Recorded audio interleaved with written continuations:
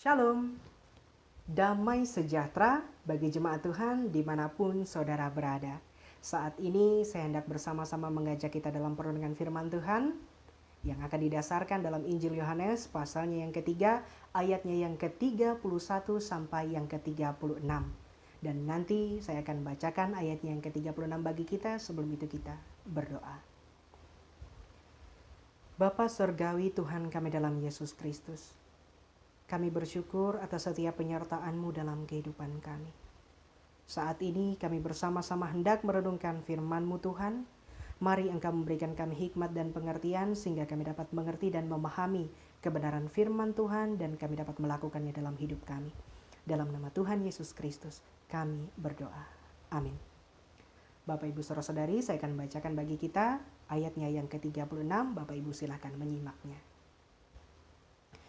Barang siapa percaya kepada anak, ia beroleh hidup yang kekal. Tetapi barang siapa tidak taat kepada anak, ia tidak akan melihat hidup, melainkan murka Allah tetap ada di atasnya.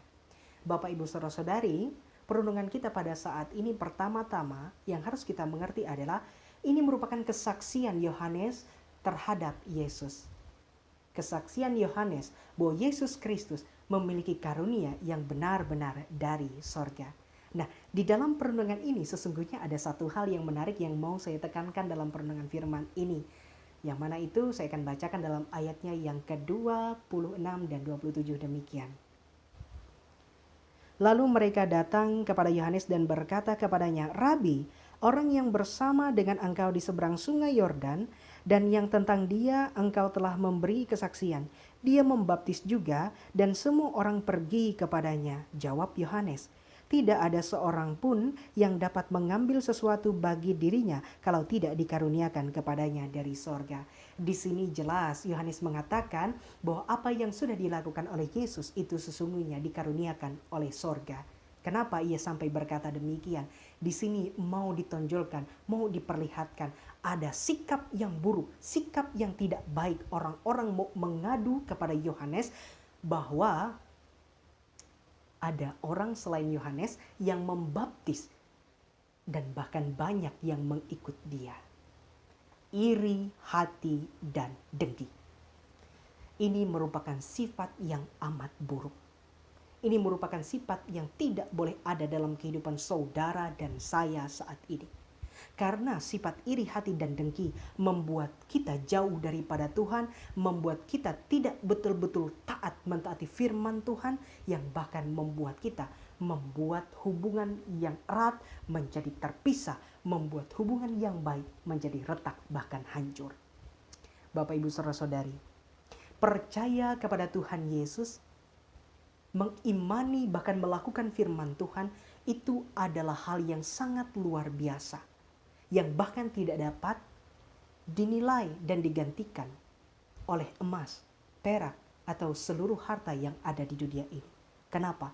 Karena percaya dengan Yesus Kristus, melakukan firman Tuhan, itu merupakan anugerah yang paling besar yang boleh kita rasakan saudara dan saya saat ini. Bapak Ibu Saudara-saudari, mengikut Tuhan Yesus tidak serta-merta otomatis membuat kita menjadi kaya secara materi.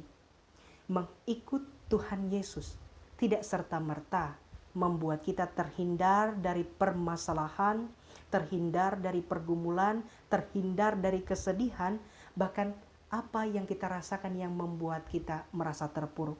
Tidak demikian. Karena saat kita mengikut Yesus sesungguhnya Bapak Ibu Saudara-saudari,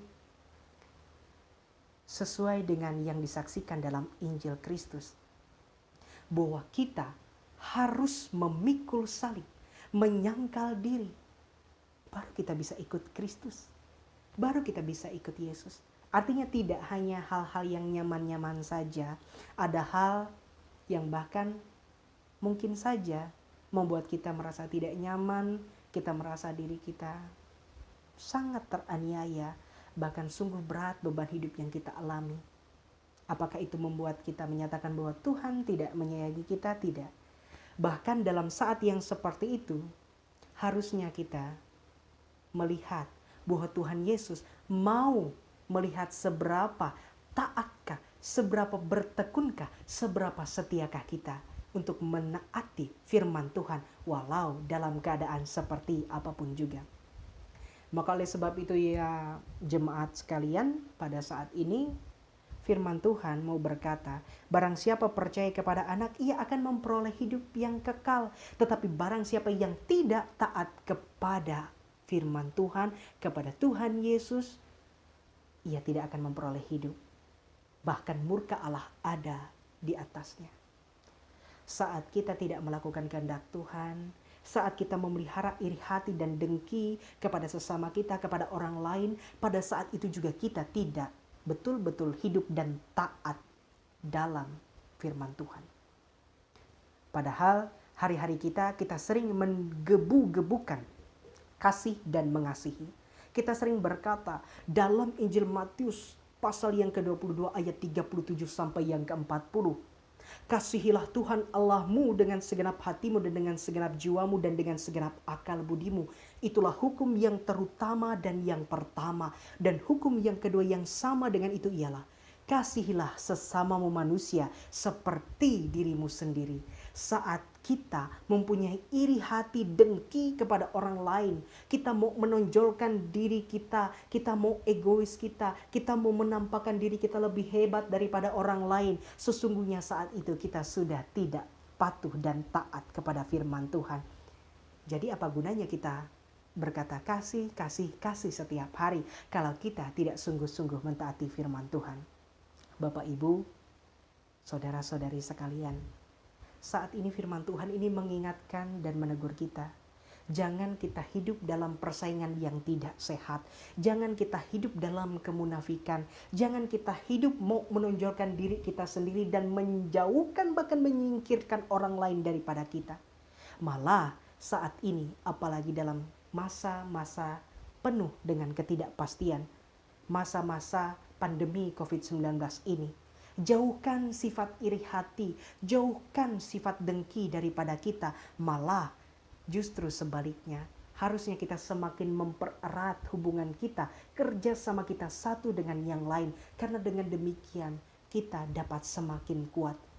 Lidi satu dengan mudah dapat dipatahkan, tetapi begitu banyak lidi yang disatukan, ia tidak dapat dipatahkan. Demikian kita orang-orang percaya, saat kita hidup bertekun di dalam firman Tuhan, kita menyatukan hati, motivasi kita kepada Tuhan didasarkan dalam firman Tuhan, maka saat itu sesungguhnya kita sudah melakukan hal yang luar biasa.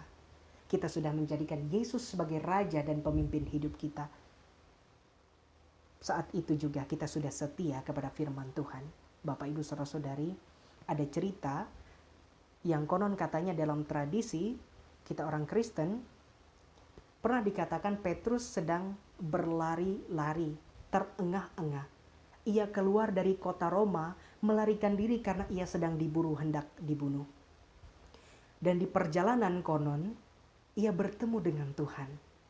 Dan saat itu, ia berkata kepada Tuhan dalam bahasa Latin, "Quo vadis Domine?" Mau kemana Tuhan? Tuhan menjawab, "Aku hendak pergi ke Roma. Aku hendak menggantikan engkau, disalibkan bagi engkau." Jadi pertanyaan untuk kita, Bapak Ibu, quo vadis? Quo vadis orang-orang Kristen? Quo vadis saudara? Mau kemanakah kita? Mau turut firman Tuhan saat ini? Atau berdasarkan egois kita sendiri? Mari kita merenungkan firman Tuhan ini dengan sebaik-baiknya, karena Tuhan sungguh mengasihi saudara dan saya. Dalam setiap hal yang kita hadapi, Tuhan selalu beserta saudara dan saya. Kiranya kita tetap bertekun teguh di dalam Tuhan. Tuhan menolong dan menguatkan kita. Salam sehat, Soli Deo Gloria, Tuhan Yesus memberkati. Amin. Mari kita bersatu dalam doa, kita berdoa. Tuhan kami dalam Yesus Kristus, demikian firman yang sudah kami dengarkan bersama saat ini. Biarlah ya Tuhan, Engkau menguatkan kami dengan firman-Mu, Engkau memberikan kami pengertian. Biarlah firman ini dapat tumbuh, berbuah dalam kehidupan kami. Dalam nama Tuhan Yesus, kami berdoa dan mengucap syukur. Amin.